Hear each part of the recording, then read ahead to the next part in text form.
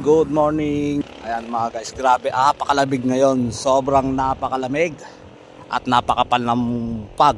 Hindi na nawawala yung pag hanggang December na to guys. Ang lamig dito. Ayan, papakita ko sa inyo guys kung nasan tayo. Dito tayo sa may Viewside Restaurant, Dayami Crab. Ayan, pasal kayo dito guys, 24 hours. Let's go, punta kayo dito at papakita ko sa inyo yung makapal na pag. Ayan, dito tayo sa may tabing highway ng Mahogany Road. Ayan, Mahogany Road, Tagaytay City. Grabe guys, ang kapal ng pag at napakalamig. Pasyal kayo dito guys, grabe ang lamig. At pasukin natin yung dining. Ayan, pasukin natin yung dining mga guys. Siyempre may halo-halo rin ha. Ayan, pasok tayo sa loob. Ayan yung loob ng dining mga guys. Ayan. Guys, ito yung site. Ayan. At ayun yung mga kubo-kubo. Ayun.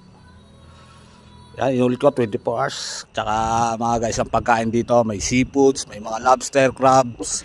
Ayan, scallop. Ayan, at marami pang seafoods mga guys. And then, siyempre, pag sinabing Tagaytay, bulalo, tawilis, maliputo, crispy pata, ayan. Makikita nyo, yan palang yung nakasulat dyan. Pero sa menu, makikita nyo guys. And then, meron na rin coffee rito guys. Ayan, yung mga mahilig sa kape. Coffee lover, oh.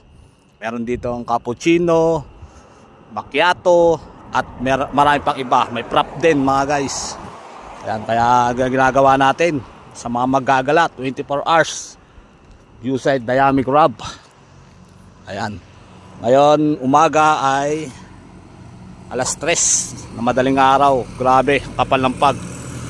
Yan, sharing lang natin sa lahat ng driver na nasa Tagaytay, maakyat.